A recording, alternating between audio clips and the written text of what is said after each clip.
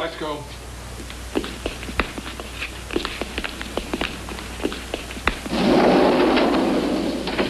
Lee, if anybody shoots at you, I hope they're as good a shot as you are.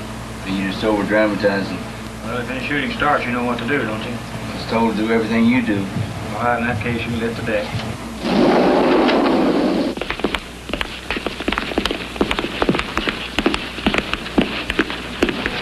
Hey, here he comes. There he is. Look at him. Don't press him.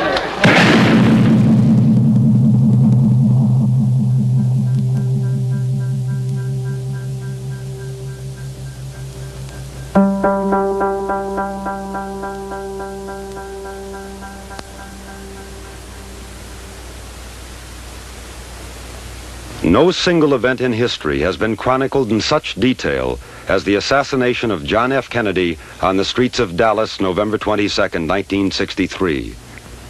This film reveals the stories of the people who played the most crucial roles in the drama. Every scene has been drawn from sworn testimony.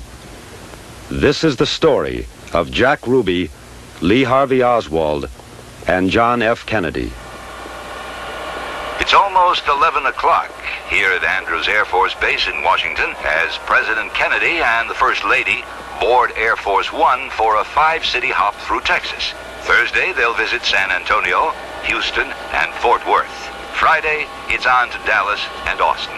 Elections may be a year away, but the president wants to see if he can't smooth over the bickering between rival factions of Texas Democrats. He'll return to the White House sometime over the weekend.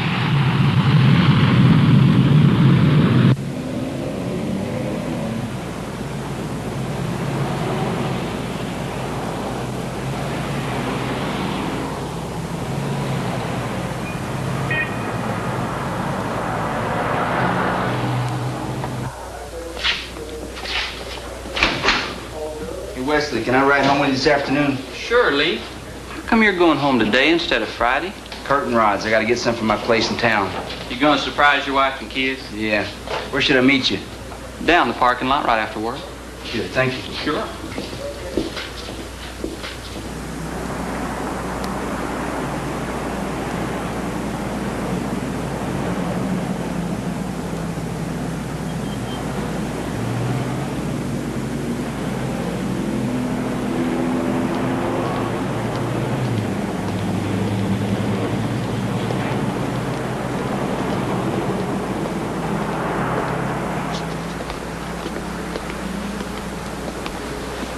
Hiya, Jerry. How's it going?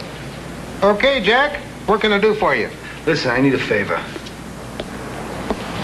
I don't like this peace bond hanging over me. Thought maybe you could clear it up for me sooner. Huh? Now, wait a minute. You're the one who threw the broad down the stairs. Hey.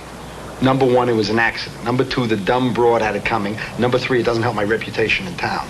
Your reputation? She's worried about her neck, and so's the court. Slug her again. I can use the business. Oh, come on, Jerry. Jack, there's no way around it. The restraining order has to go the full term. Do yourself a favor.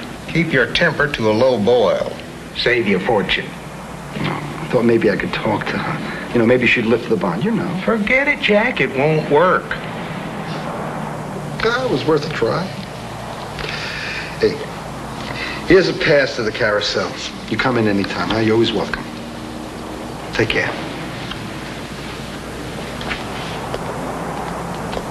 It's 4:30 here in Houston as the presidential party arrives on the second leg of its whirlwind tour of the Lone Star State. In a few minutes, President Kennedy will be on his way to speak at Rice University Stadium. Later tonight, he'll attend a dinner honoring Congressman Albert Thomas at the Houston Coliseum. After that, it's off to Fort Worth, where he'll spend the night. Tomorrow morning on Air Force One, he'll make the short hop to Dallas.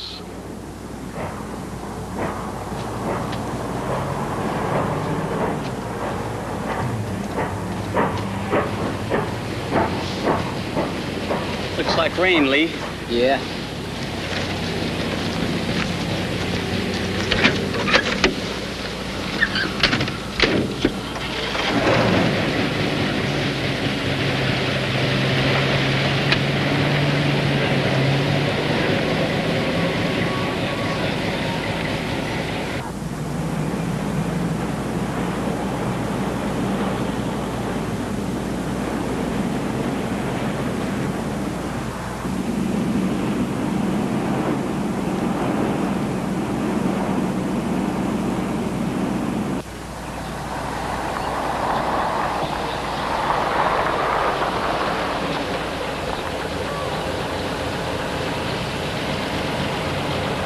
see you tomorrow. Thanks.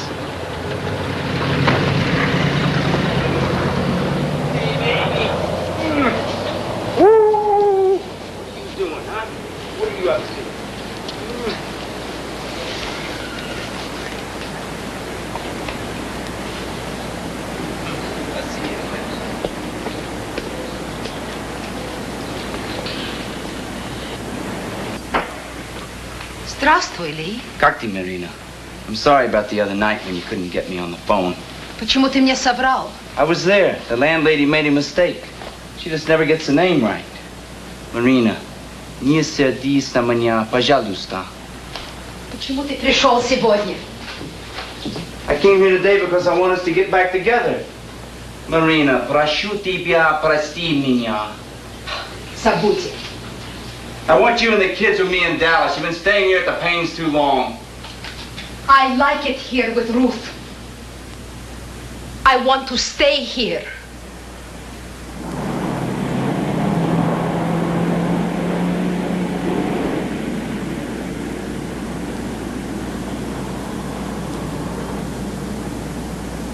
Yeah, everybody enjoying their lunch, huh?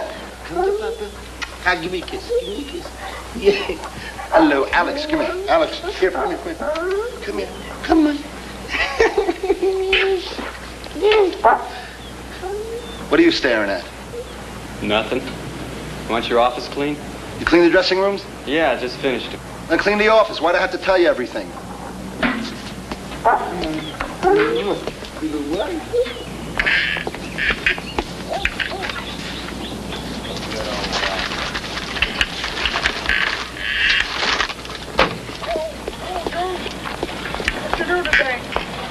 Did you play in the garden? Lee. Oh, hi, Ruth. You're here a day early. Yeah. Thank you.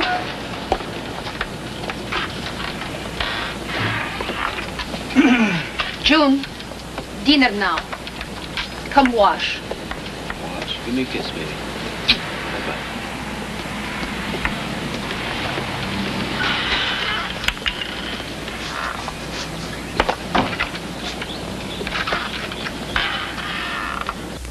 Next month, when the United States of America fires the largest booster in the history of the world into space for the first time, giving us the lead, fires the largest payload into space, giving us the lead. It will be the largest payroll, too.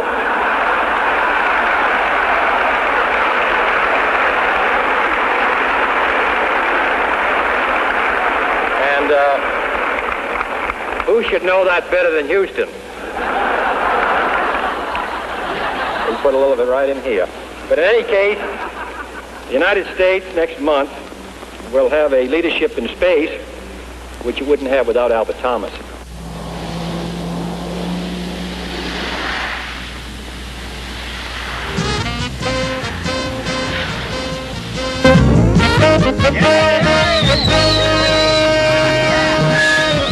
Good evening, ladies and gentlemen. Welcome to the Carousel Club. I'm Jack Ruby, owner and proprietor of this establishment, and doubling tonight as your MC. Now, I want you folks to know that you happen to be in the classiest club in Dallas. I mean it. You'll see as soon as the show gets going. Speaking of going, do you know the one about the cowboy who's driving to Dallas? Yeah. About 60 miles out, he picks up these two gorgeous girls. Takes one look at him and he says, sure gonna look funny, me driving into Dallas with two pregnant girls. And the girl says, I ain't pregnant. And the cowboy says, we ain't in Dallas yet. You know how to tell if an elephant's been in your refrigerator? I wish Jack could steal a new comedy routine. It wouldn't help. He's got to be the world's worst MC. I'd like to hear you say that to Jack's face, darling. No way. I sure don't ever want him getting mad at me. Remember Amy going head first down those stairs? Yeah, and 2 days later he'll go and send you flowers. Mr. Apology. Yeah, that's Jack. Bye. Yeah. I'm on. Now I'm going to show you something you've never seen before. Andy. Now, who knows what this is, huh? It's a bomb just like your act. Now, actually, folks, this little gadget is going to revolutionize the exercise industry. It's called a twist board, and yours truly is sole distributor of it here in Dallas. Now, I'll bet you're wondering how it works, huh? Oh, suspense is killing me. Now, to demonstrate for us is our own twist board expert, Miss Marilyn Moon.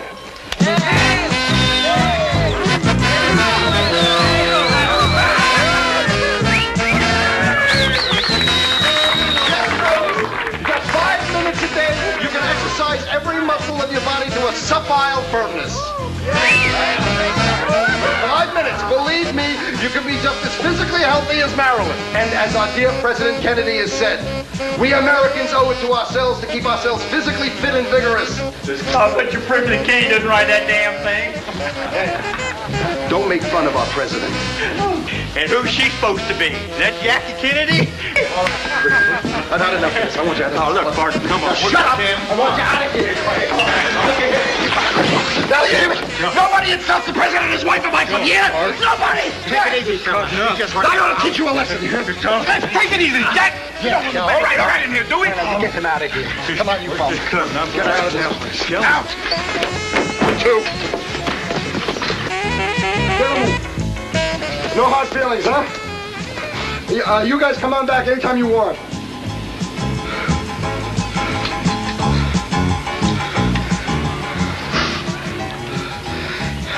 Couldn't let him get away with that.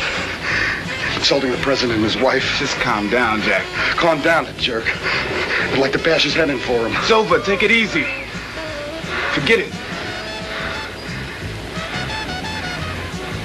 Andy, you think I was wrong in kicking him out? No, I think you did the right thing. I mean, I need customers, you know that? But that kind of stuff, it gets me in the guts. Come on, if we don't get back to work, we're gonna lose a lot more customers.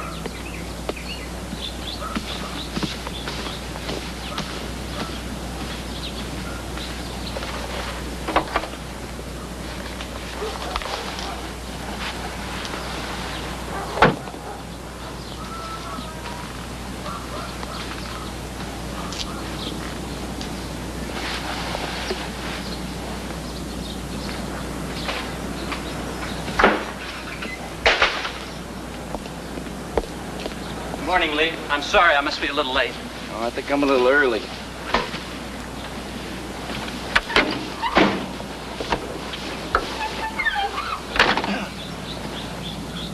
What's in the package, Lee? Curtain rods. Oh, yeah, you told me he was going to bring some today.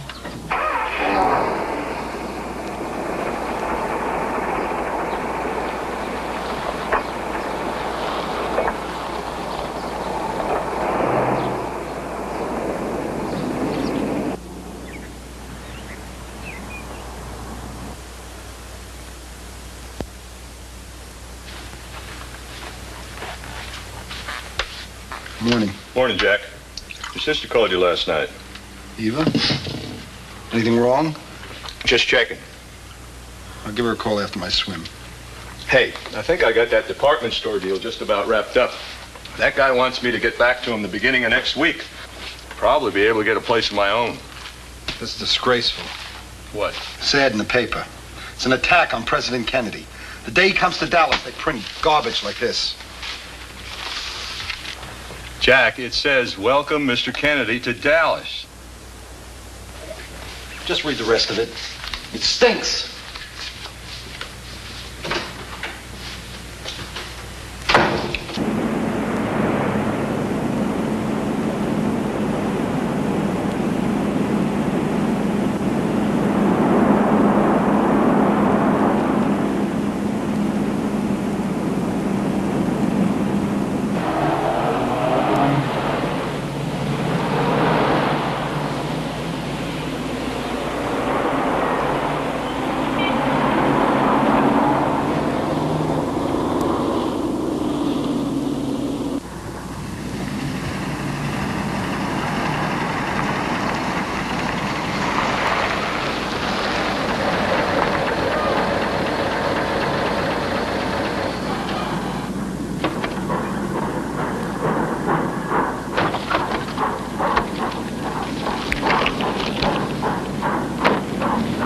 Didn't you bring your lunch? I'm going to buy my lunch today.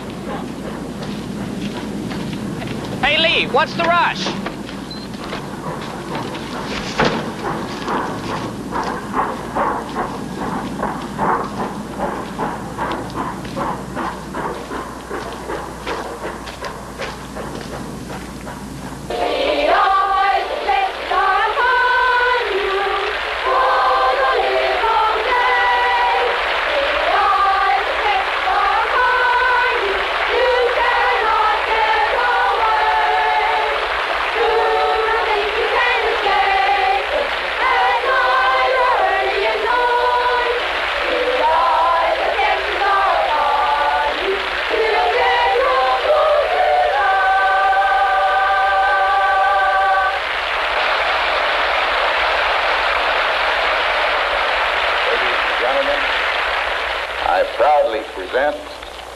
The President of the United States.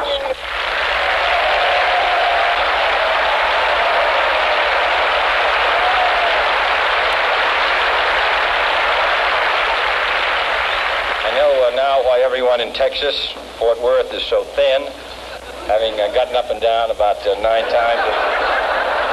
This is what you do every morning. 2 years ago, I said that, introduced myself in Paris by saying that I was the man who had accompanied Mrs. Kennedy to Paris. I'm getting somewhat that same sensation as I travel around Texas.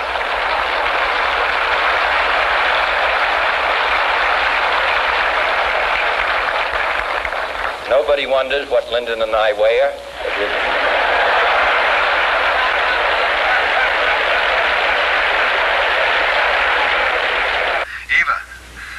Morning news? No, I just got up.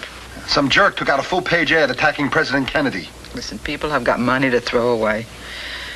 I didn't sleep at all last night. There's still a lot of pain. The Dallas News was dead wrong taking an ad like that. Business is business. You know those painkillers the doctor gave me? They're not helping at all. The jerk's name is Wiseman. Bernard Wiseman. He's Jewish? That's what worries me. I'm telling you, Eva, this creep is a Jew. Somebody ought to whack the hell out of him. Listen, he's a sick person. Yeah, well, I'm going down to the news this morning to place the weekend ads. I'll find out who's behind this. Jack, would you please don't make waves? Don't worry. I'll be cool. So, tell me, how you feeling? You don't listen. Everybody's asking for you at the clubs. I won't be coming back to work for a while yet. No, you just rest. I'll call you later, all right? All right. Bye-bye. All right, bye-bye.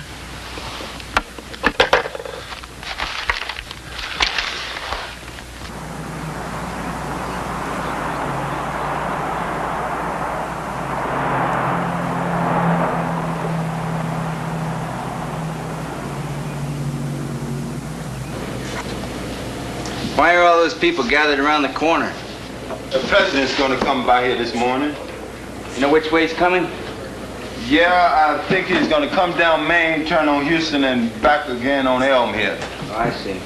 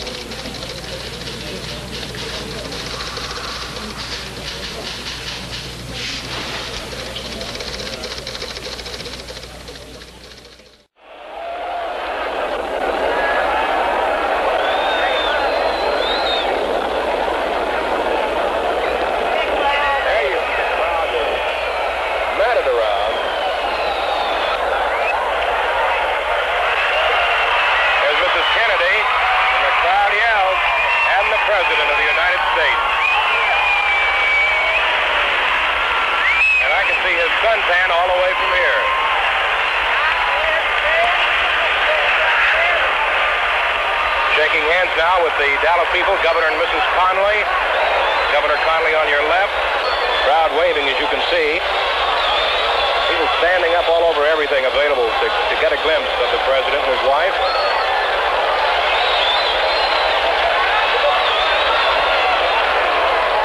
Cheering and yelling going on down the way as they approach the cars. Secret Service right along with the president, of course. The president passes right in front of a Dallas police officer, right in front of our cameras now. Somebody patted his shoulder. Mrs. Kennedy coming along behind him, grinning all the while. Jack, what are you doing here? Oh, hi, Jim. I was just working on the weekend ads, finishing them up. So how's business? Oh, it's been lousy. Too many of these degenerates getting into the clubs, you know? They scare the good people away. I don't know how to keep them out. Well, you ought to get a bouncer, Jack. Huh? Get a bouncer? I have one. You're looking at him. So how do you bounce him? Easy. Oh, yeah. I can handle most anything. Of course, sometimes you have to give him more than just a quick kick in the butt, you know? That's why I always have a gun handy. Yeah. I'll be back in a minute, Jack.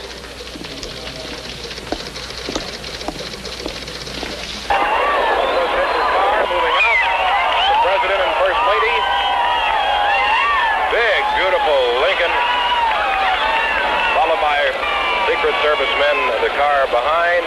Then comes the Vice President and Mrs. Johnson, Senator Yarborough. Dallas Police out here in force today, doing a beautiful job of handling the crowd, along with a contingent of Texas Rangers. The party now is leaving Dallas Love Field. And, of course, as we say, thousands will be on hand for that motorcade now, which will be downtown Dallas, down Cedar Springs, to Harwood, and on Harwood it'll turn on Main, from which point it'll go all the way down to the courthouse area, which is the end of Main. It'll turn on Houston Street to Elm under the triple underpass after the march where the president talks at approximately 1 o'clock.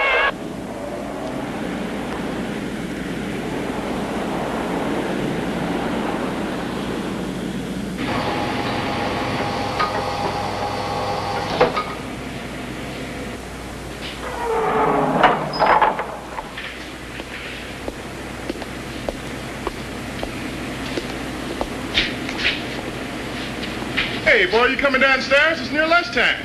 No, sir. When you get downstairs, would you close the gate to the elevator so it'll come back up? Okay.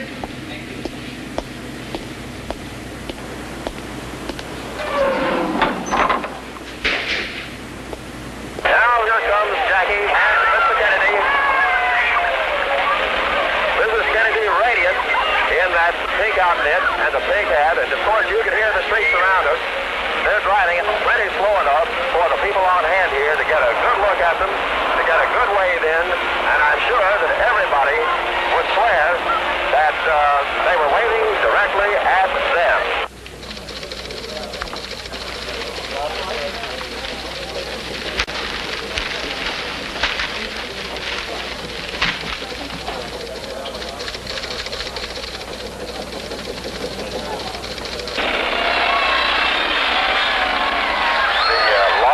Police escort is now ahead of the presidential motorcade, just having now turned right hand onto Main off of Harwood. And the crowd is surging forward to close in somewhat on the leading cars.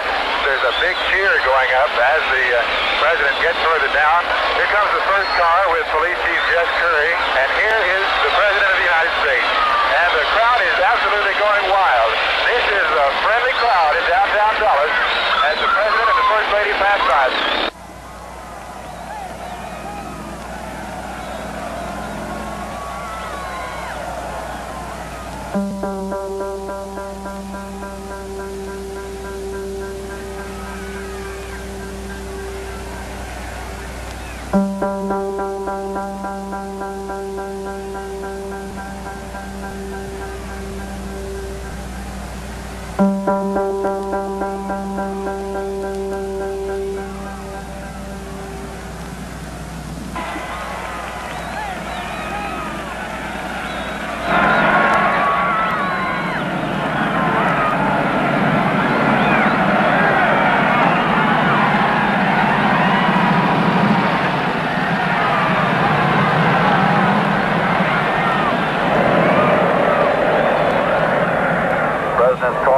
turning onto Elm Street, and it will be only a matter of minutes before he arrives at the Street Mart. I was on Simmons Freeway earlier, and even the freeway was jam-packed with spectators waiting their chance to see the president as he made his way towards the Trade Mart.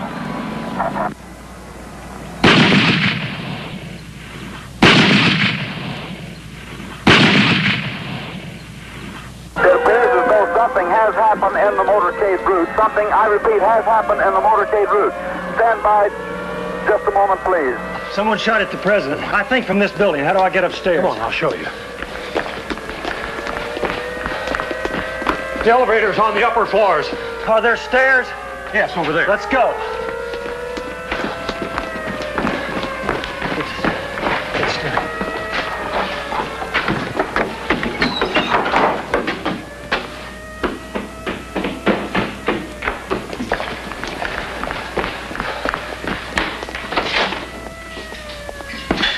Hold it. Come here. Officer. Officer? Do you know this man? Yes, he works here. Come on.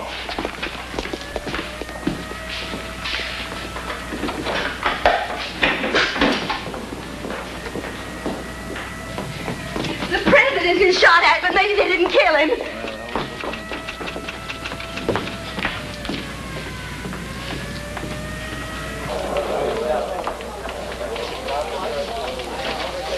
Jack, did you finish with those ads? Yeah. Good, I'll take them down with me. Jim, can you tell me who this Bernard Weissman is? Probably. Why? I want to find out who's behind this ad. Somebody shot the president! Somebody shot the president! Just running it out.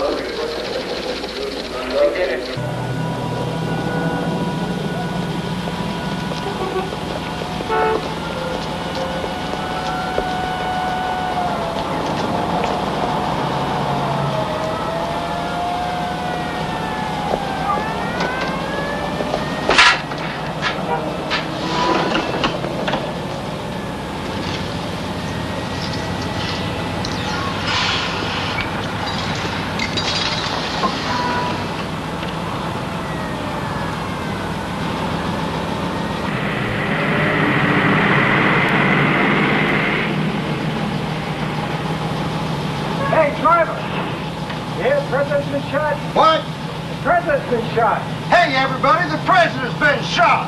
Oh, no. Why, isn't that just terrible? I never heard of such a thing. At Parkland Hospital, the First Lady is in the emergency room with the President. And the crowd outside is quiet and waiting for some word of the condition of the President. I'm going to miss my train if this traffic doesn't clear up. How far is it to the train station? About 4 or 5 blocks, ma'am. I better get out and walk. I think I can get there faster that way. Well, here, let me give you a transfer in case you might catch up with another bus. Why, thank you. There you go.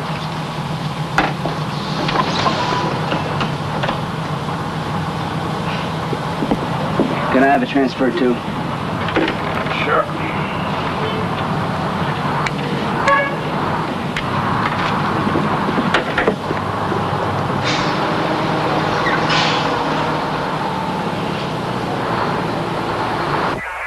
Parkland Hospital, and here, everybody's talking about a tragedy that should never have happened.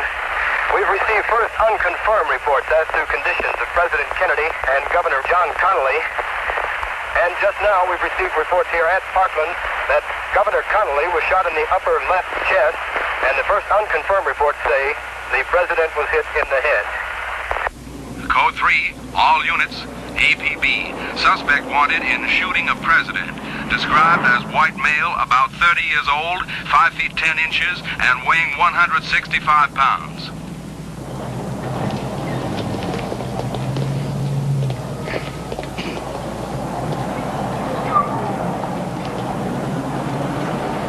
Can I have this cab, please? You sure can. Get in.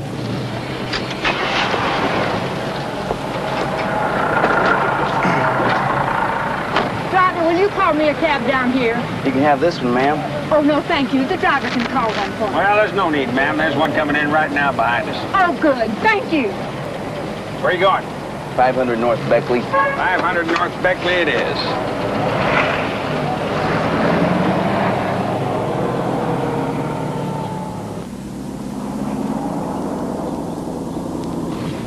Dispatch, this is car 10, District 78. 10, I read you. Go ahead. Yes, I'm in the Oak Cliff area as ordered. Present location, Lancaster and 8. 10, remain in 78. Stay at large for any emergency that comes in. Over. Roger, 10-4 clear. How's your sister taking it?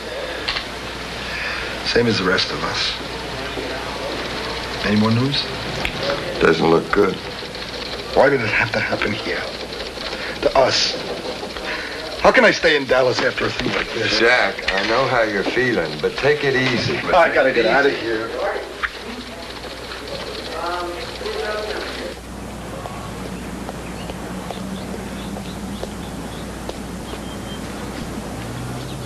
The shots apparently came from the 5th floor of the Texas Bookstore Depository Building. Oh, aren't you in a hurry? For a young white man carrying a lever-action type rifle.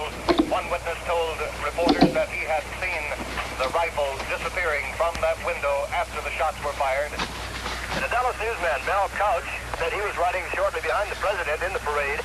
He said after the shots were fired, he happened to look up at about the 5th or 6th floor of the Texas Book Depository. He said he saw the rifle being pulled back in. Down to Mobile News Unit number 4 here at the Texas School Book Depository, where the area being completely roped off by Dallas police.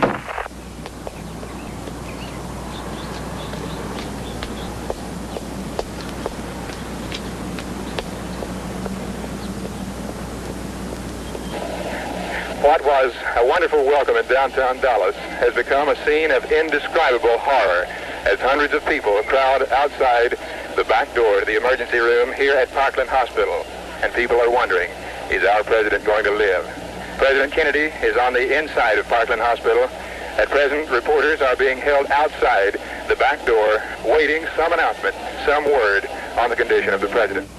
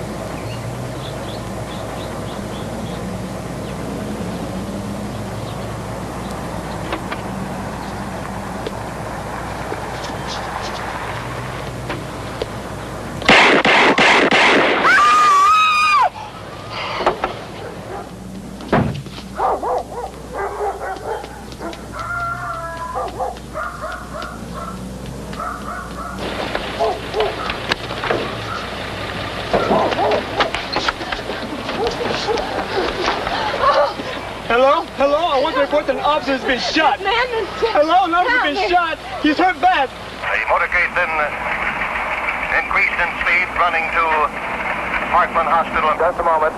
We have a bulletin coming in. We now switch you directly to Parkland Hospital. The President of the United States is dead. Just a few seconds ago, I talked to Thurman Ward, the Justice of the Peace of Garland. He's now here at the hospital to apparently officially declare that the Chief Executive of the United States has expired. President Kennedy has been assassinated. It's official now. The President is dead. Women here in shock. Some have fainted. Secret Service men standing by the emergency room. Tears streaming down their face. There's only one word to describe the picture here.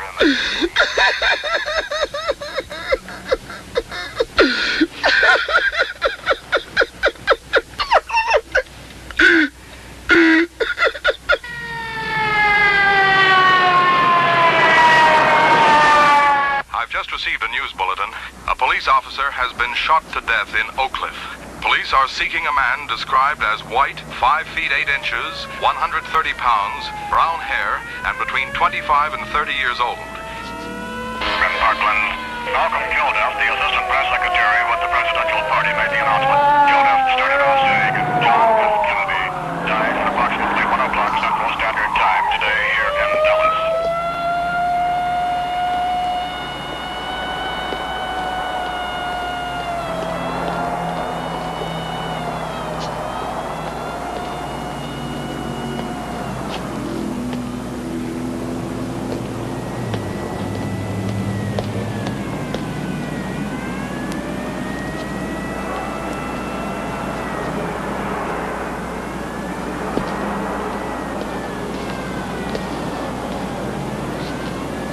Hi, Johnny. Liddy, see that man duck in here?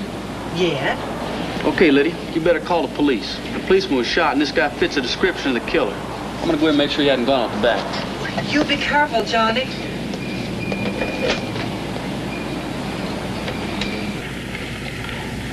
All right, let's have it. Okay, here's the straight story. I was to draw fire when they got close up. Well, I got a jam. I don't know, something.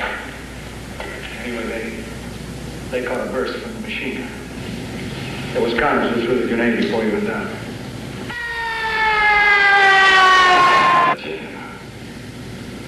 Maybe you just didn't want to draw fire. Look, Lieutenant, I didn't cause anybody to get killed up there. Sure, I lied because... Wait a minute. All right, what are you doing here? Well, this guy acting suspicious out in the theater. I just blocking this exit till you boys got here. Did you point him out? Yeah, it wasn't so dark. We're taking care of it. Come on. I thought maybe I could go home with something to show him. It's not that easy, I guess. You guessed, Keith. When we get back, I'm going to wreck you so hard you're going to stink when you get. All right, where is he? That's him right there. That's him. Okay, let's go.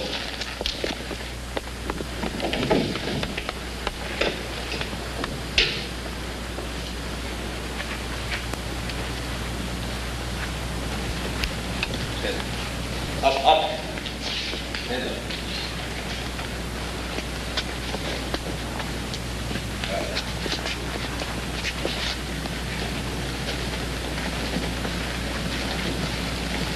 Stand it. Put the hands up. He's got a gun! Here. Get him.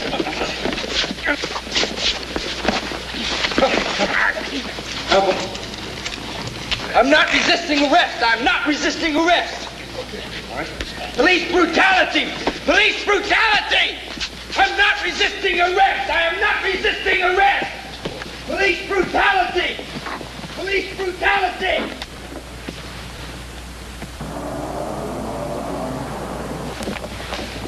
This is probably where the shots came from, Captain.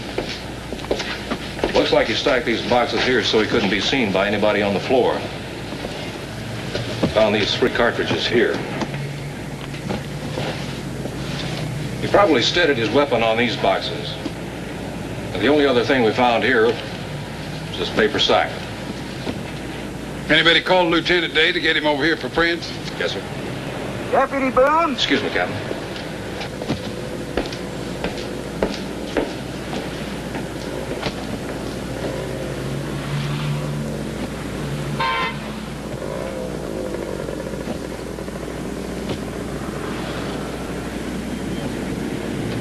Captain Fritz, he'd like you over here. Coming.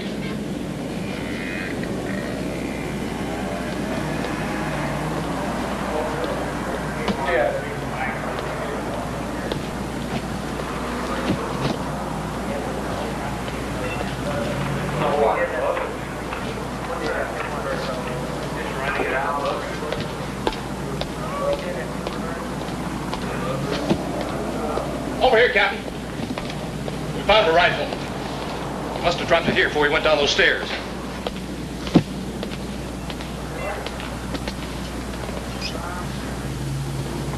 All right. I want it photographed and dusted for prints.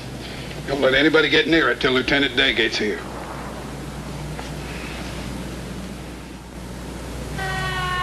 I can hear the motorcycle escort outside with the ambulance starting up, and the president's body with the police motorcycle escort is now pulling away from the hospital. It is about 1.5 hours since he was shot. The president has been dead for about an hour and 7 minutes.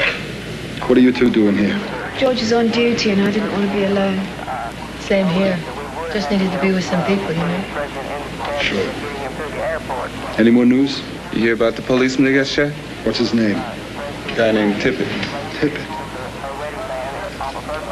Oh, my God. I knew him. Said he had a wife, 3 kids. I didn't think he was married. Jack, what we gonna do? About what? About the clubs. We gonna shut down? I don't know yet.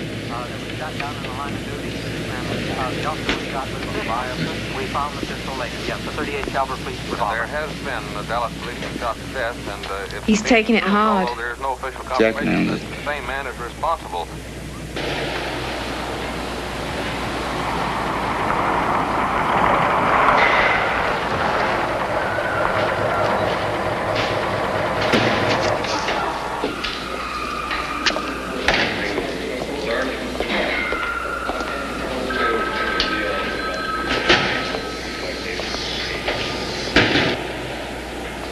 I found 2 cards in your wallet.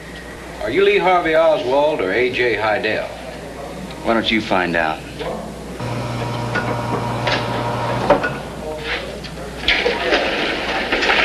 Captain Fritz, we've gone over the employee list of names, and there's one man not accounted for. He's Lee Harvey Oswald. Where does he live? His address is listed in Irving. Thank you, Mr. Truly. Get some men out to this house and put out an APB on this Oswald. Get a full description for Mr. Truly. Right.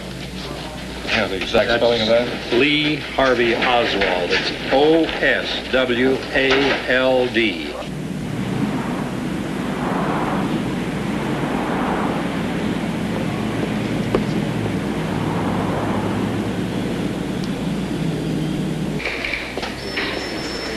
Bill, I want you to get a warrant and go to this address in Irving and pick up a fella named Lee Harvey Oswald.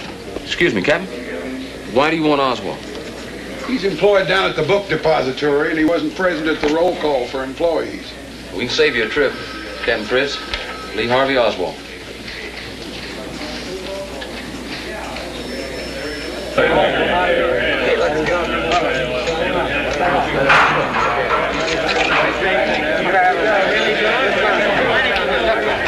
Hey, Oswald, how about a statement? Back up. There he is, there he is. Let us through, let us through. Coming through here. Coming through, give us some room. Come on, Oswald, statement, please. Coming through here. Get back, get back.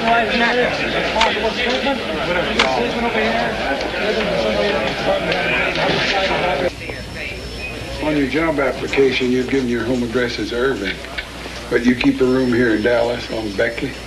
That's right. My wife and children live there, friends. I'd go there on the weekends. How long have you been working at the school book depository? Oh, a little more than a month. I took the job the middle of October. What floor do you work on? The second mostly, but sometimes I have to fill orders on the other floors. What floor were you on when the president was shot? I was on the first floor eating my lunch. And what floor were you on when the police officer stopped you right after the shooting? On the second floor, in the lunchroom. I'd gone up to get a Coke.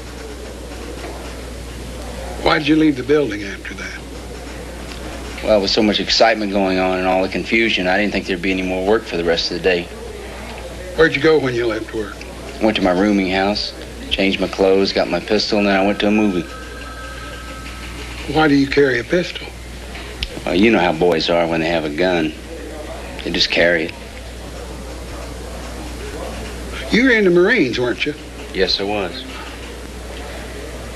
You ever win any medals for marksmanship? Just the usual.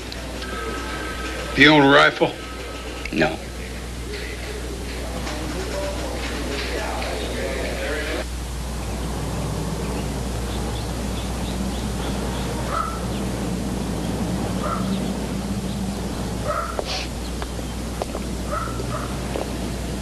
Now, would you ask her to show us the rifle that she says her husband owns? Gdzie wizytówka, Marina? Tam. On прячет ее в одеяле. She says he keeps it in that rolled up blanket. See if it's there, Jace.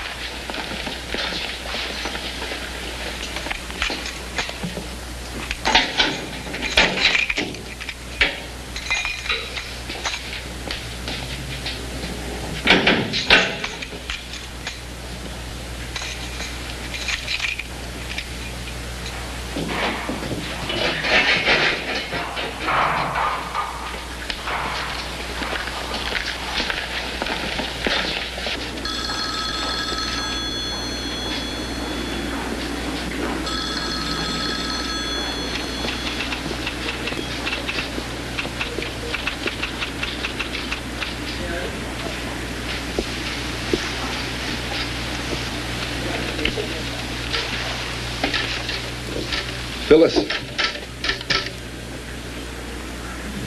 Jack, what are you doing here?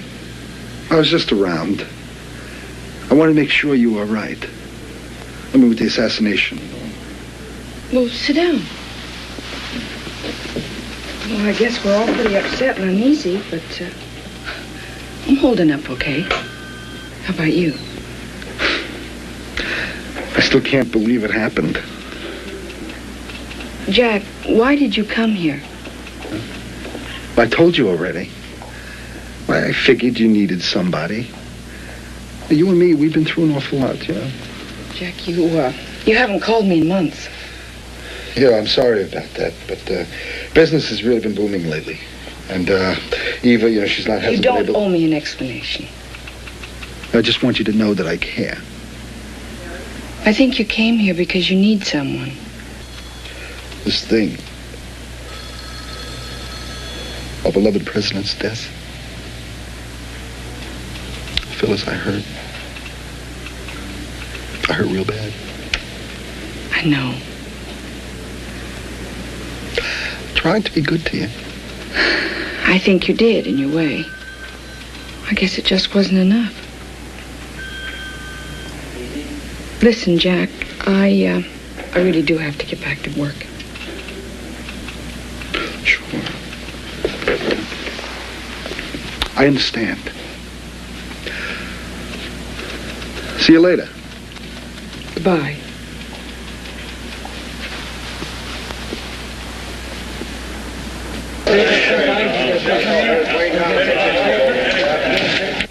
Mr. Oswald, FBI agents Book Out and Hosty are going to ask you a few questions, if that's all right with you. Have you ever been in Mexico, Mr. Oswald? No, only Tijuana when I was a kid. Are you a member of the Communist Party? I don't carry a card, never carried a card.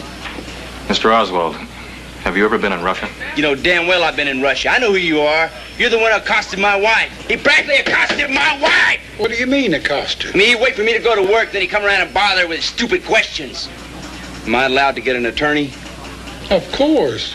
Then I'd like to get a Mr. Apt. He's an attorney in New York. He defended the Smith Act people in 1949. And if I can't get him, I'd like to get someone from the American Civil Liberties Union. We can arrange for you to call whoever you want whenever you like. Good, because I refuse to answer any more questions of these men until I can consult with my attorney.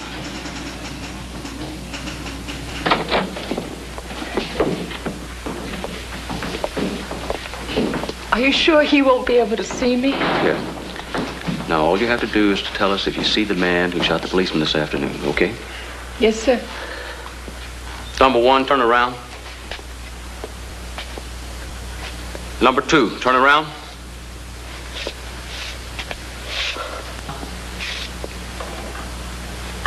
Number 3, turn around. Number 4, turn around. All right now, Miss Markham. Which one is it? The second man. Now, what about the second man? The second man is the man I saw shoot the police. Bill, number 2. 31 hours ago, the President and the First Lady left Andrews Air Force Base. Now, his widow returns. As shocked public officials look on, the body of the President is taken from Air Force One to a waiting ambulance. Around the coffin, handing it down from the cargo lift, are the close advisors and aides who had followed him from Boston. Dave Powers, Kenny O'Donnell, Larry O'Brien. And then the glare of the spotlights reveals Jacqueline Kennedy, still in the blood-stained pink suit she wore away from Dallas. At her side, the Attorney General, Robert Kennedy. He'll share with her the long, lonely vigil of this night. In silence, official Washington stares at the brutal truth, bronze coating. Quiet groupings of Congress, White House aides, along with the television audience. I don't want to watch and I can't stop. Brought you some food. Who can eat? Come on, Eva. Spend a half hour picking out all the things you like.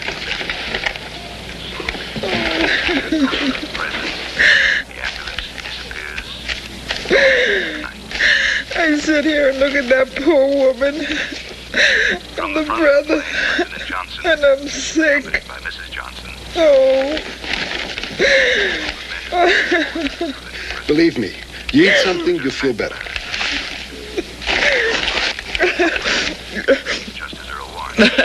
Mama's solution. What?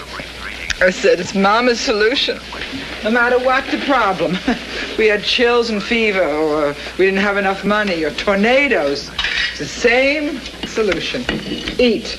No, she was right. Oh, Jack, you buy too much food.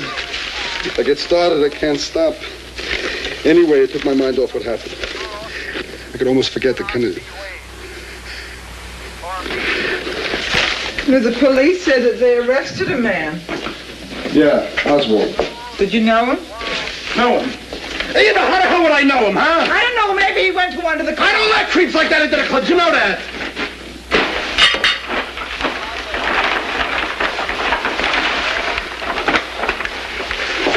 They don't want us to tip it, though. We were friends. Nice guy. Come on, Jack. Go inside. Go relax. I'll fix something to eat. How about some lox and eggs, huh? How does that sound? Yeah. Eva. Yeah. I was thinking about sending flowers to the place where the shots were fired. Dealey Plaza. What do you think? Oh, that would be nice. It was just a thought.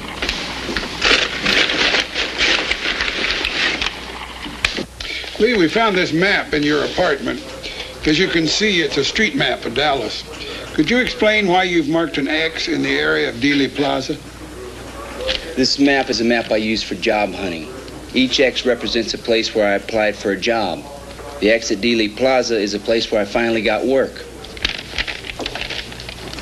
Here, you want your map back?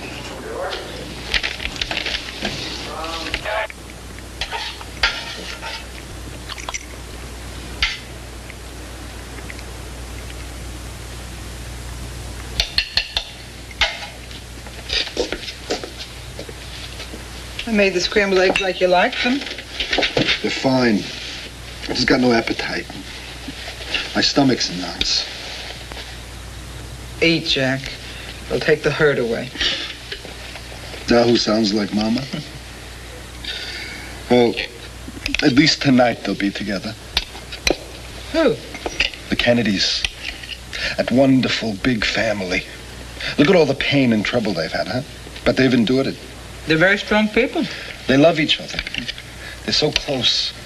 And right now, they're easing the pain for each other. Right now.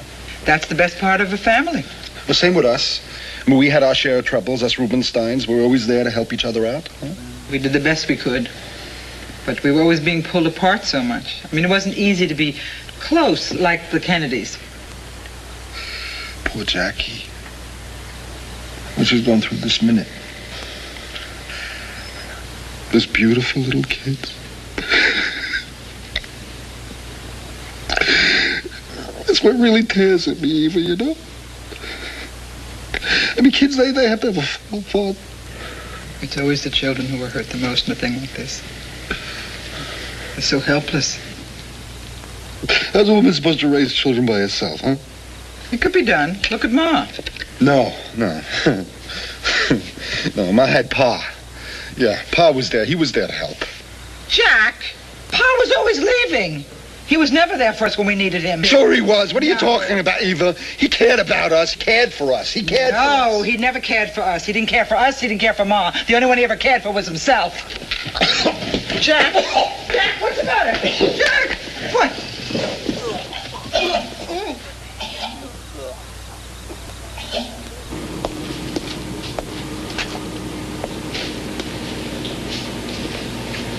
Did I tell you 6 roast beefs? Yeah, Jack, 6 roast beef. All right, so how much is it all together? For you, Jack, that'll be $10.50. How you kids? Good. Thank you. Ben, here's the pass to the carousel. You come in anytime. Thanks a lot, Jack. Bye-bye.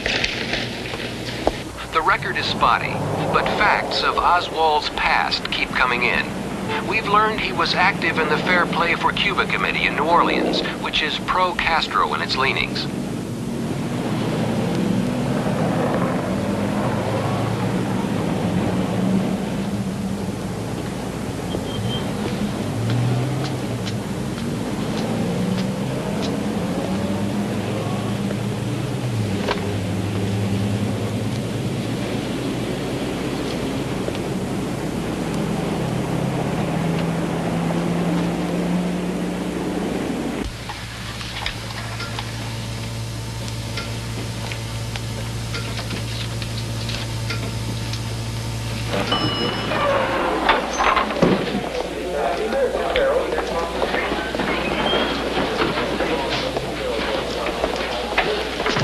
Jack Ruby, what are you doing here?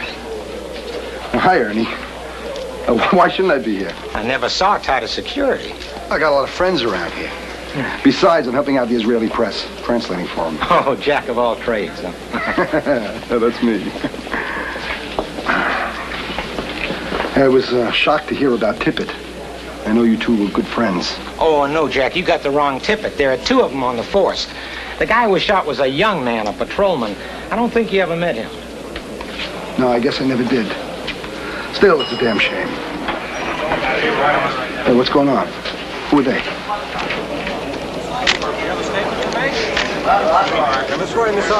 Oswald's wife and mother. Back, give us some room. Went through, fellas. Oswald, your husband guilty of the crime? There's one shot here. Please, look this way, Miss Oswald. Can you believe that? This morning, there were nobodies. Have you seen this Oswald guy? They're really keeping him under wraps. Yeah, but he's in the building. Oh, probably right in there. When we put the pressure on the DA downstairs, he said maybe he'd set up a press conference with Oswald. Tonight? Who knows? You pick up a different rumor every 30 seconds. There's going to be a press conference. I'm going to be there.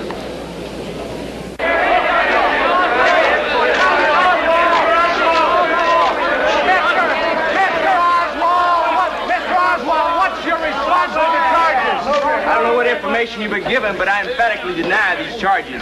I'm really not sure what the charges are. Mr. Oswald, are you aware of the evidence mounting against you? I know nothing of the so-called evidence. All I know is I was arrested at the movie theater and brought here. Do you know that you've been charged with killing the president?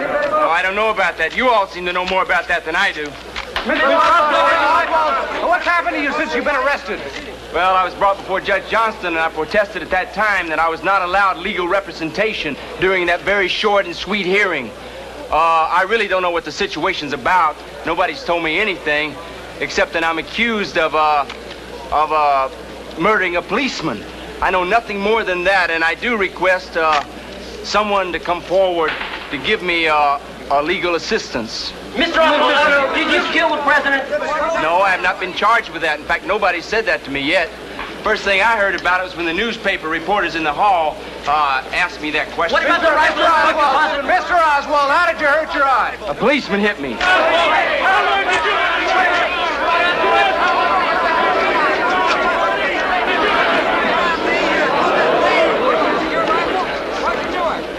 I can't believe how calmly he's taken all this. He was laughing at us.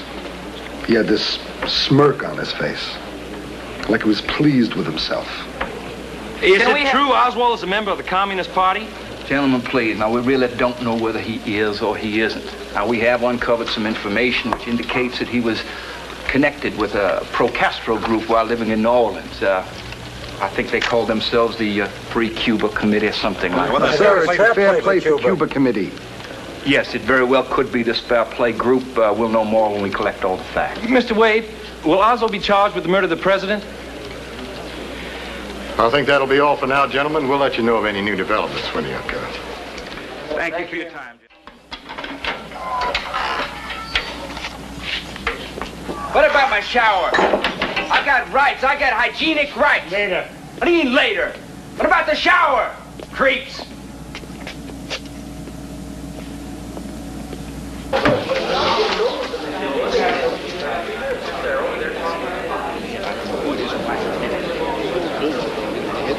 He's got a bump on his head. He's got a bruise. Now, Ben, that's your department. It was Mr. Wade. Mr. Wade. You remember me, Jack Ruby? Yeah, I run the Vegas Club. The Vegas Club?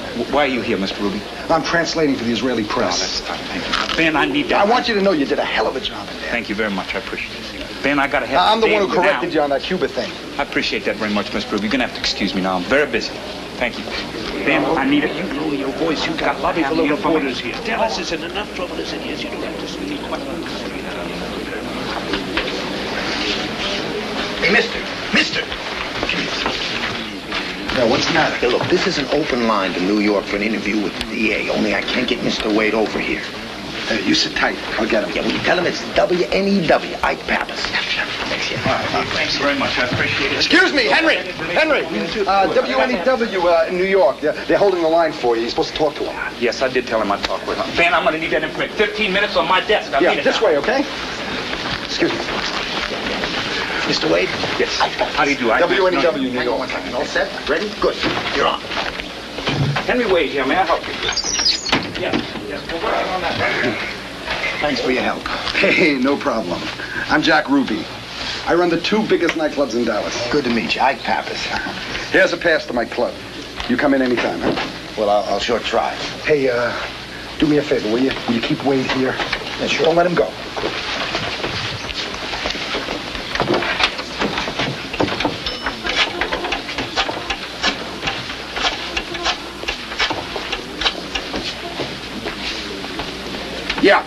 Yeah. Hi, who's this? No, I'm Jack Ruby. Right. Yeah. I run advertisements for my nightclub on your radio station. Listen, I'm down at police headquarters. Yeah, I've got District Attorney Wade in the next phone booth. No, I'm serious. Yeah, would KLIF like an over-the-phone interview with him? All right, go ahead. You would? Okay, listen, be with you right away. Hold on. Ike. Do me a favor, will you please hold this phone?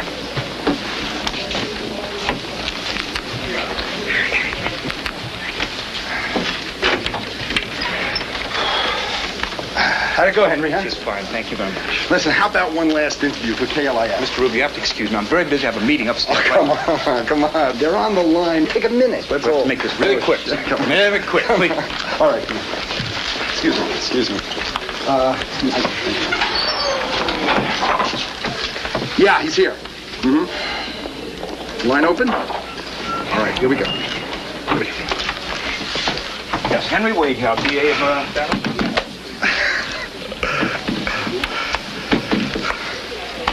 Throughout Dallas and most of the United States, an unofficial period of mourning is underway.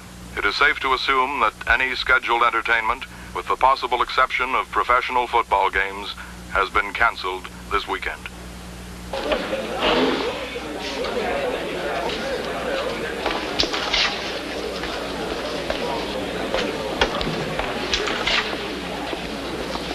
aren't you with KLIF? Yes, I'm Doug Adams.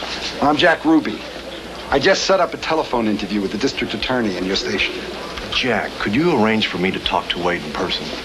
Oh, sure. Yeah, wait a minute, okay? Henry!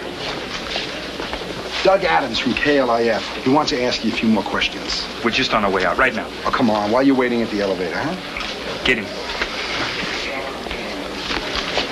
I want you to ask him a question for me. Ask him if he thinks Oswald is sane. District Attorney Wade? Yes. I'm Doug Adams, KLIF. Doug, Nice to meet you. I've got a couple of questions here I'd like to ask you. First one is, just how much and what kind of evidence do you have on this Lee Harvey Oswald? Well, we're still accumulating evidence. A little premature right now to release any of that information.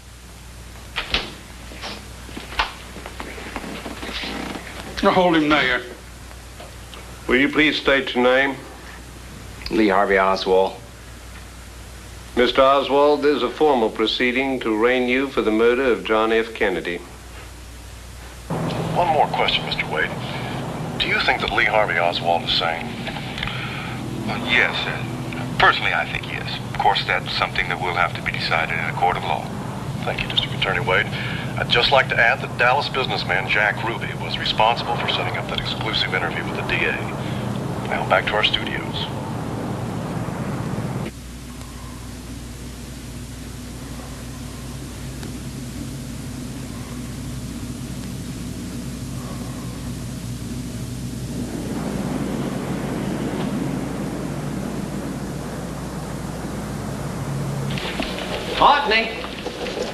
Otney, Mr. Ruby here has brought us his latest business idea.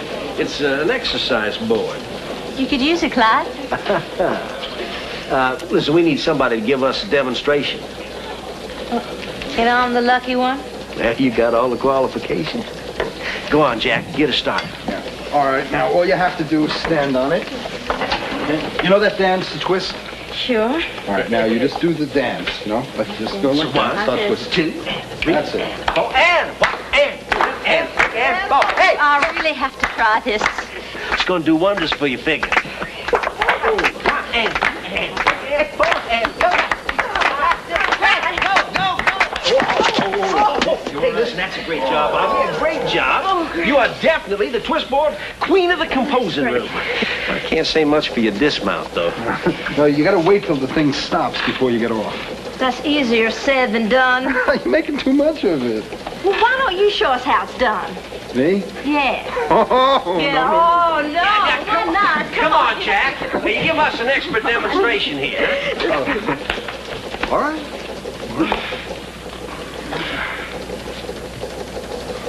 Hey, look at him go. Hey!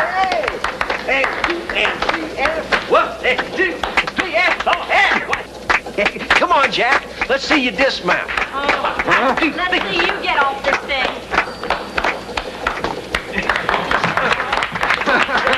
That's a pretty nice dismount. That didn't fall off, right? Well, you dismount your way and I'll dismount mine. Mwah.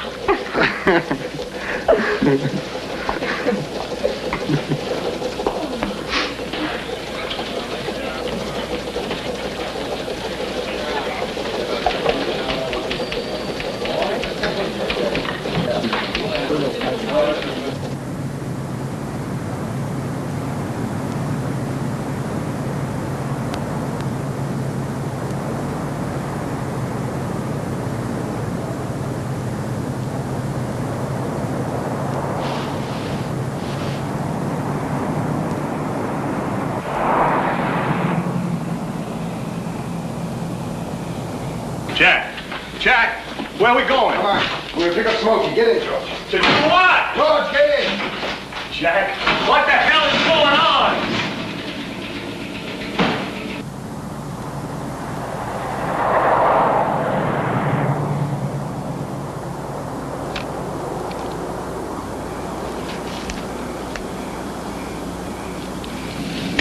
All right, show me another one.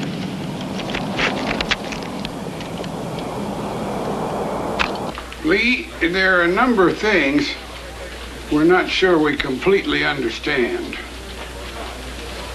So I'm hoping you'll be able to clear them up for us. Now, how did you get from work to your rooming house? I told you I took a bus. Well, that's interesting. Because we have an eyewitness who swears you got into his cab at the Greyhound bus depot. That's right. The man's telling the truth. I did get in a cab. The bus got into heavy traffic and was going too slow, so I got off and caught a cab. Did you ride to work with Wesley Fraser on Friday morning? Yes. At that time, did you carry a package which you told Mr. Fraser contained curtain rods? No, I don't recall having such a package. Well, did you have any package with you? Just my lunch, which was in a sack. What was the size and shape of that sack? I don't remember if it was a large sack or a small sack. I mean, you don't always get the right size sack to fit your sandwiches. Where did you place that sack when you got into the car? On my lap, or beside me. I didn't want to get it crushed. Mr. Fraser has stated that you placed a long package in the back seat. Well, he must be mistaken, or he's thinking about some other time maybe that he picked me up. Where'd you eat that lunch you brought with you? I told you, on the second floor. Well, yesterday you told us you ate on the first floor. Well, I ate on both floors. Did you eat alone? No, I ate with some of the colored boys. I think one of them's name was Junior. The other was a little short man. Junior who? I never knew his last name. Lee, have you ever been questioned before? Yeah. By whom? By the FBI. When I came back from Russia, they questioned me for a long time. They use different tactics than you do. They use the soft approach and then the hard. They even tried to intimidate my wife, which I still resent. If all else fails, they try to be your buddy. Tell me, Lee, what do you think of the president and his family? I have no views on the president. My wife and I like the president's family. They're very interesting people. I have my own views on the president's national policy, however.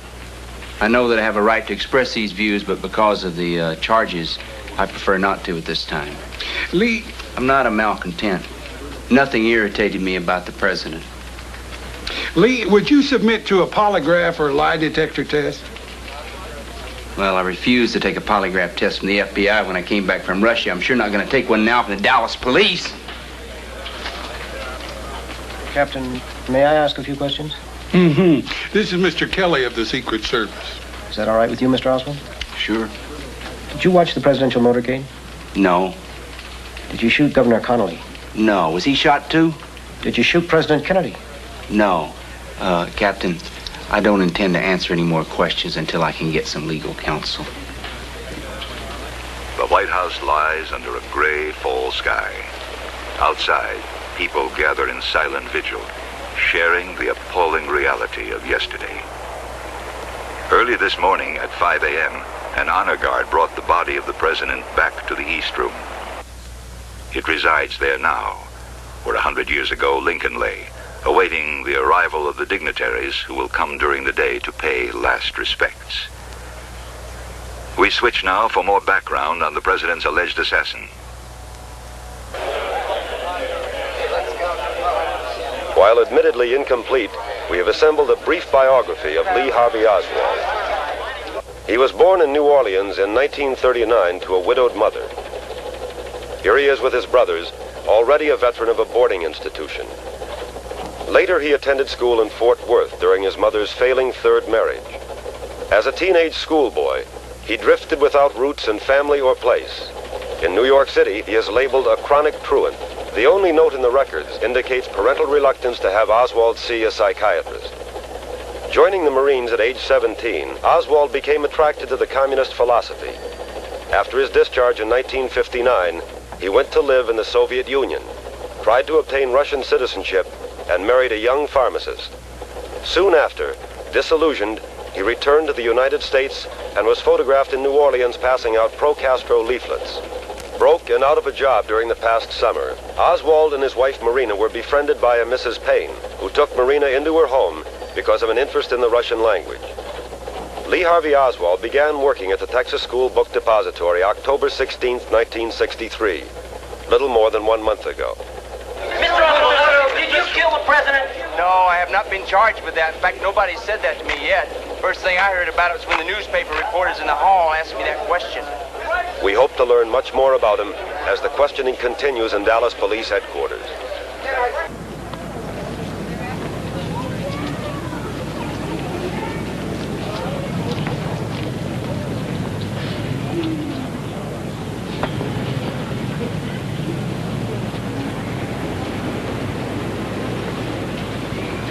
Excuse me, sir, but you're Jack Ruby, aren't you? Yes. Well, I'm Jim Cheney. I'm a good buddy of Dean Gelmini. I met you at your club one night. Mr. Ruby, are you all right? Oh, yeah. Yeah, I'm okay. It's just, seeing the place where it happened. I understand. There's been lots of people out here this morning. They all react the same way. Okay. Without keeping good company, huh? It's nice. What's that? Flowers. It's a nice idea. Shows that people in this town really care. The shots were fired from over there, right? Right, the book building, the 6th floor, they think. It's the first window on the right. You still own your nightclubs? What? Your nightclubs, you still run them? Oh, sure. Yeah, they're closed for the weekend, though, because of this. Look, you're welcome to come in when we reopen. Here's a pass, huh? I'll show you a good time.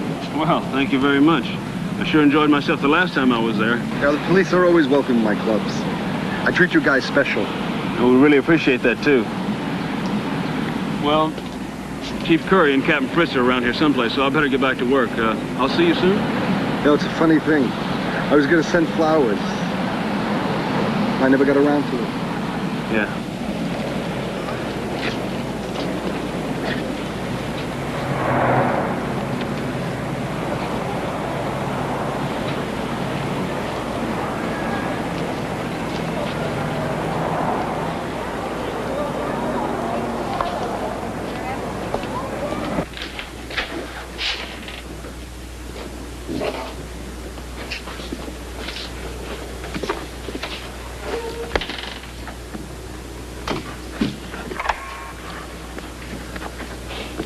Hi, little brother.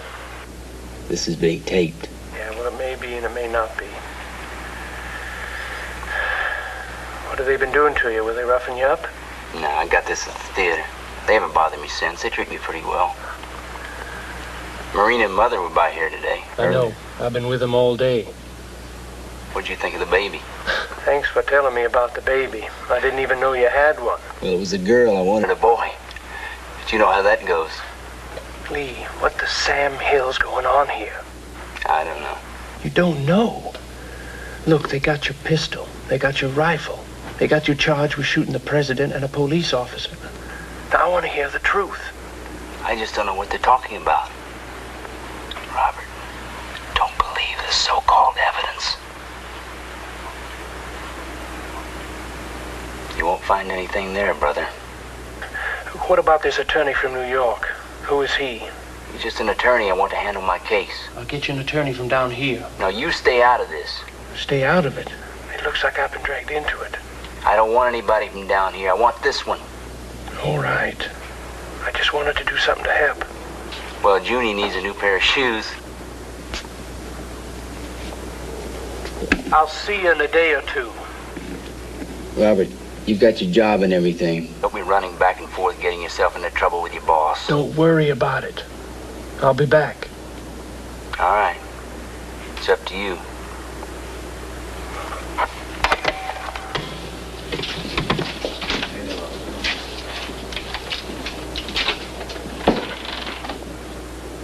Eva, I tell you, I checked the city directory, the phone book. There is no Bernard Wiseman. It's a phony name. So there you have it. It is a dead end. Could you sit down and have a cup of coffee? No, just listen to me. It's not just any phony name. Wiseman, huh?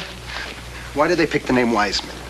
Because it sounds Jewish. You said it yourself. They picked that name so that people would blame the Jews. I don't hear anybody blaming the Jews. It'll happen. It'll happen, believe me, Eva. I'm onto something. Yeah, I'm onto something here very big. I'm going to see it through.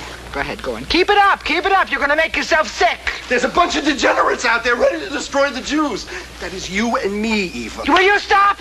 What am I supposed to do, huh? I was supposed to sit back and let these creeps assassinate my president? Maybe start a new program right here? Stop it!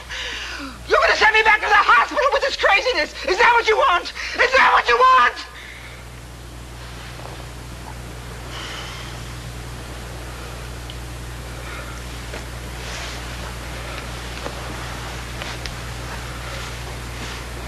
I never knew anybody who can work himself up so fast. Even when we were little kids in Chicago. Remember? They used to call you Sparky. Used to blow your top. Oh, Jack. You're worn out by all this. Let me turn my comforter down, hmm? You need rest. It's all right. I'll go home. Maybe tomorrow it would do you good to get out of Dallas for a little while. Maybe take a long ride. Yeah. I'll go over to Fort Worth, see Ralph.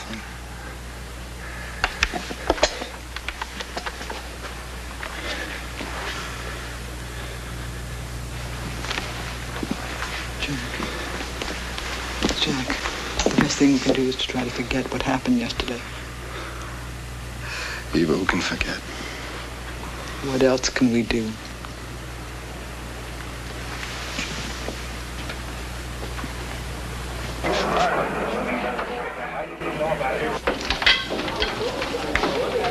Lee, I got something I want to show you.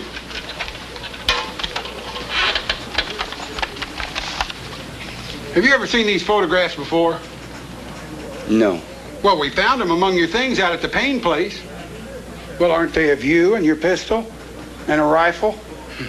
The same rifle you said you never owned? No. Well, why do you laugh? These pictures are fakes. They've been doctored. What do you mean? I mean, I was photographed several times yesterday by the police, so that the head of this person is probably me. But it's very possible you people have superimposed my face over the body of somebody else. Why would we do that? Prove a point, I guess. Mr. Oswald, do you consider yourself knowledgeable on the subject of photography? Yes, I do. Then could you explain to me how such a procedure, this superimposition, as you say, could be accomplished? It's very simple. Photos are doctored all the time. At the right time, Captain, I'll show you why these pictures are fakes. Why not now? Because I choose not to.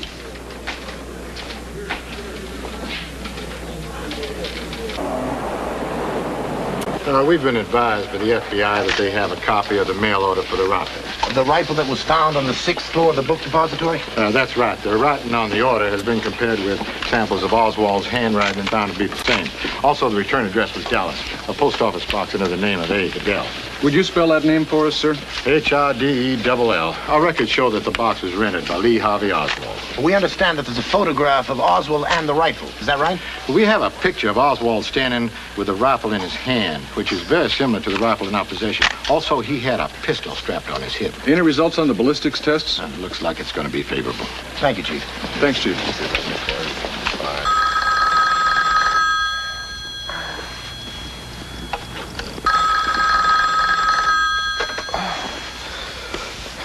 Yeah. Jack? Yeah? This is Lynn. Oh, Lynn, I'm sorry. I must have fallen asleep. Oh, well, we gotta leave in a few minutes. Our ride has to get back to Fort Worth. Is there any way I could get some money from you? Like in the club? No, Lynn, the carousel's locked up. Where are you? Well, I'm right by Nichols' garage. All right, tell the garage attendant to give you $5. I'll be down there in a few minutes. I'll pay him back. I could really use another $20. I'll be going to Fort Worth tomorrow. Maybe I can drop it off to you then, all right? You call me in the morning. Oh, I'd really appreciate it. I'll call you in the morning.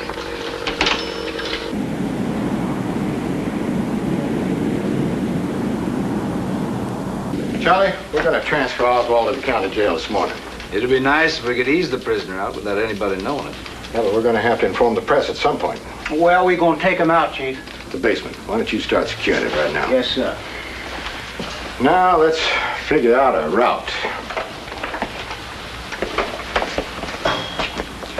Now, we can come up through here. Hasn't she been hurt enough? It isn't right to make a woman like her come back here. Face the worst time of her life again. It isn't right. It isn't right. Talking to me, Jack? Huh? No. No.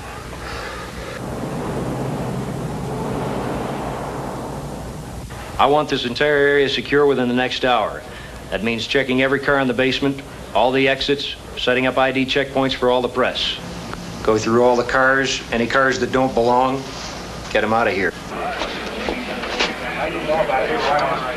Lee, this is U.S. Postal Inspector Holmes. He's going to ask you a few questions. Mr. Oswald, did you rent box 4715 at the main post office in February of this year? In Dallas, yes, I did. Was it in your name, Lee H. Oswald? Yes, it was. Did any person other than yourself receive mail through this box? No. Well, maybe my wife did. I don't recall. No one had access to the box except myself. I see. Did you rent box 22061 at the main office in New Orleans in April of this year? Yes, I did. And on your box rental application, did you list both Marina Oswald and A.J. Hidell under the caption, persons entitled to receive mail through this box? Well, I recall listing my wife to receive mail. And what about A.J. Hidell? I don't recall anything about that. Lee, did you ever order a rifle through the mail under your own name or anybody else's name? How could I afford to order a rifle on my salary of $1.25 an hour when I can't hardly feed myself on what I make? Here in Washington, death's orderly procedure has begun. From nearby Fort McNair, an honor guard has readied preparations for the funeral. The caisson that once bore Franklin Roosevelt will carry the flag-covered casket of John F. Kennedy. Hello. Jack, it's little Lynn. Yeah, Lynn, what do you want? You told me to call you this morning. What are you talking about? You said you were going to Fort Worth today and that you'd drop by and give me $20. At the request of Mrs. Oh, yeah. Researchers poured... Lynn, look, I won't be coming to Fort Worth after all. Jack, I really need the money right now. Okay, I'll wire you the money. You pick it up at Western Union this afternoon. Oh, that'd be great, Jack. Thank you so much. Lynn, you take care of that little girl of yours. Little girl? Jack, I don't have a little girl. The drums will be shrouded in black.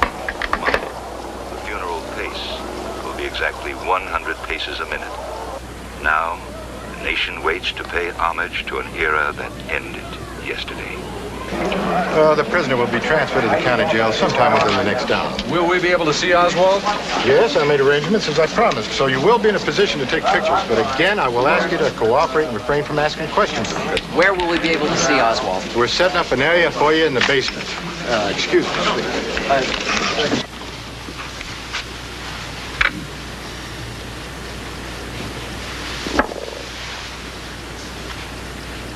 Along the circular drive outside the White House, 50 state flags, ruffling in the breeze, are marched into position. They will be dipped in final salute to the President's caisson. At approximately 1 o'clock Eastern Standard Time, Mrs. Kennedy will follow the funeral... George, I'm going down to the club to feed and walk the dogs. Okay, Jack. I won't be long. Her return Friday night from the tragic events in Dallas. All is in readiness as Washington and the nation... She must stay, all right?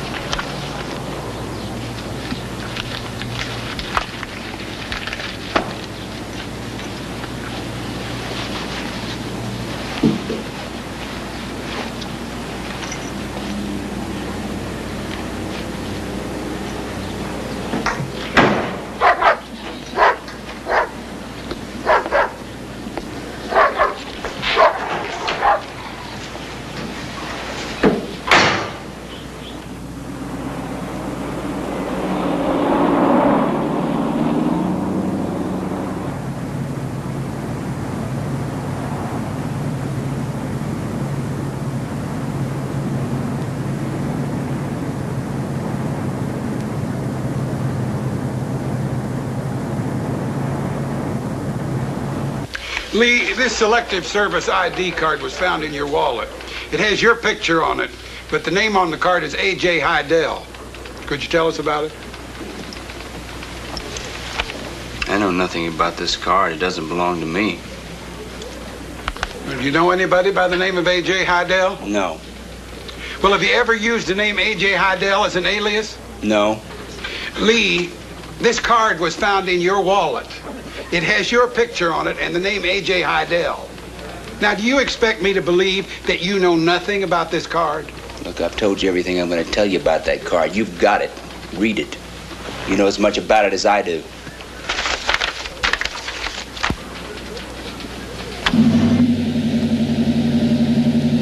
Hey, hold it!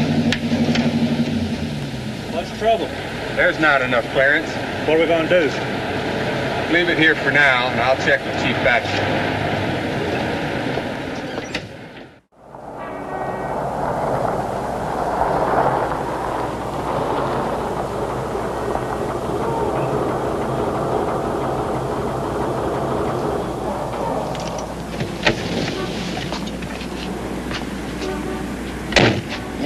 Now, you stay, little wife. I'll be right back.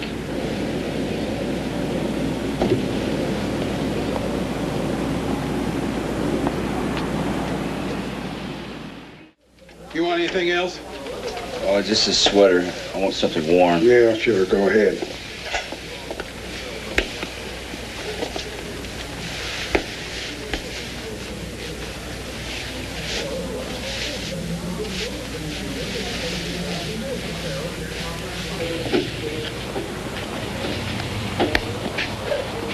Just a minute, sir. Ma'am? Ma'am, didn't you want a receipt? Yes, of course. I'm so forgetful. There you go. Thank you very much. Ma'am. Yes, sir. What can I do for you? I want to wire $20 to your Fort Worth office. All right, sir. That's $20 to Mrs. Karen Collin in Fort Worth. Captain, the armored truck's here and in place. What armored truck? To transfer the prisoner. Well, that's ridiculous. Tell Batchelor to use regular unmarked cars. 2 of them. He can use the armored truck as a decoy. Yes, sir. And let us know when you're ready. Yes, sir.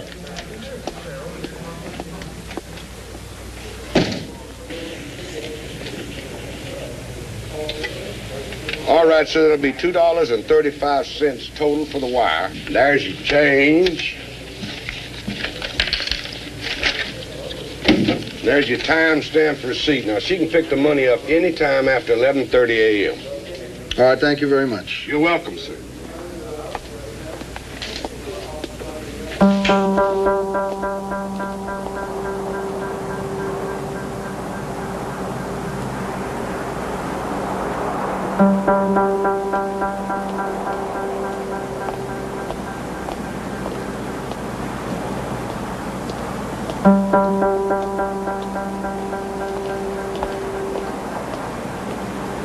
Captain, we're ready.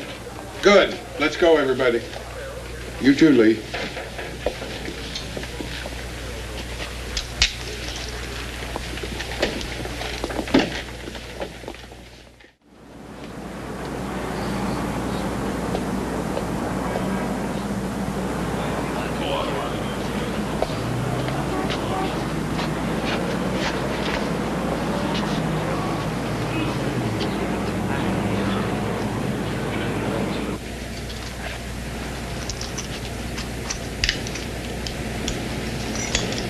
Let's go.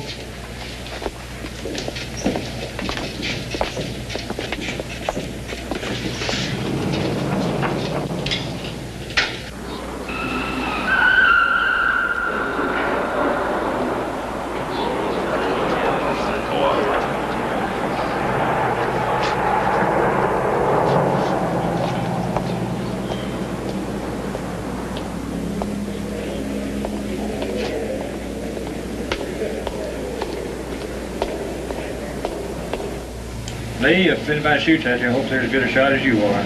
You're just over-dramatizing. Well, if any shooting starts, you know what to do, don't you? I was told to do everything you do. Well, in that case, you lit the deck.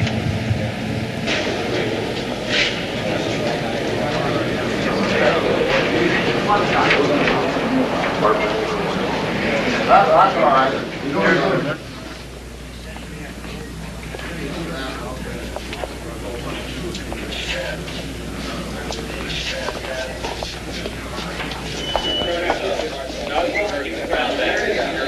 Hey, here he comes.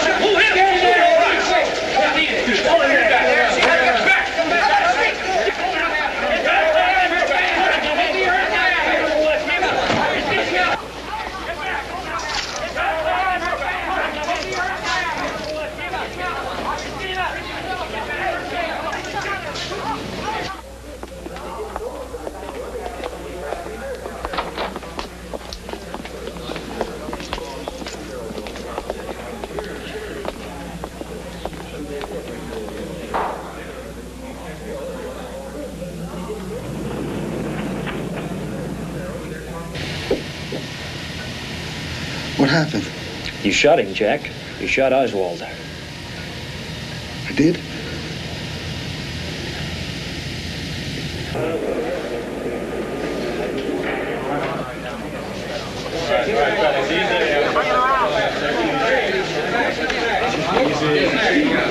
Hey, is he dead?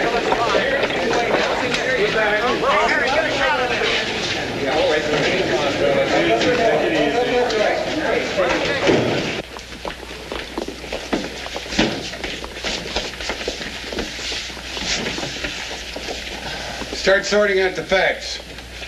I got plenty of questions to ask you. I don't even remember doing it.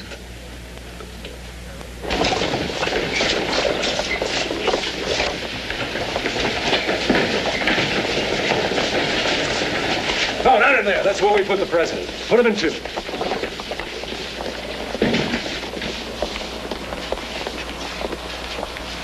I don't remember anything since I left the Western Union office till you guys threw me on the ground. Mr. Ruby, maybe you don't remember doing it, but do you know why you did it? I did it for Mrs. Kennedy. I did it for everybody. Don't you understand that? Why are you mad at me? We're not mad at you. You guys are supposed to be my friends, right? I just don't think you understand the significance of what you've done. Well, sure I do. No, you don't. I did it to show that Jews have guts. Don't you see that? Mr. Ruby, now I want you to just calm down and try to remember. How did you get into that basement? I walked down the ramp. Didn't anybody try to stop you from going down the ramp? No. No, I don't think so. Mr. Ruby, is anybody else involved with you in this? I don't know what you mean by that.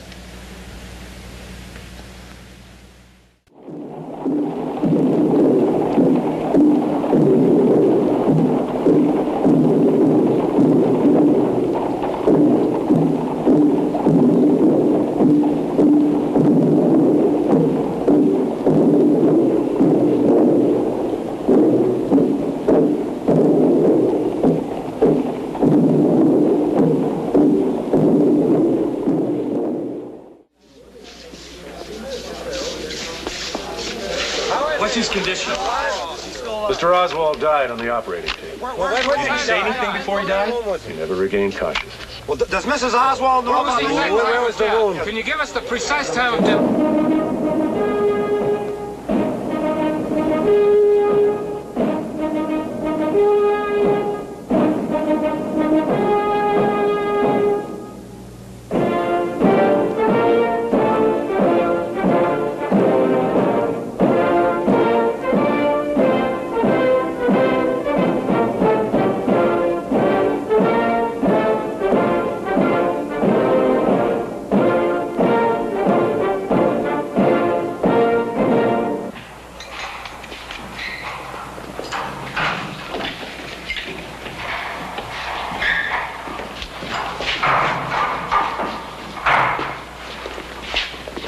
Not in there.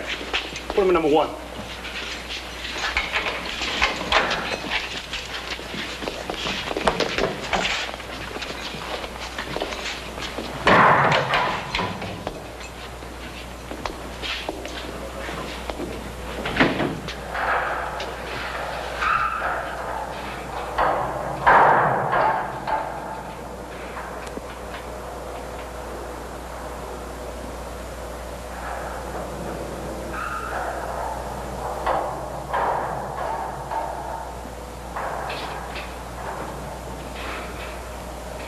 This film was based on the sworn testimony of many eyewitnesses, among them Jack Ruby, Marina Oswald, Wesley Frazier, Captain Will Fritz, and Mrs. Ruth Payne.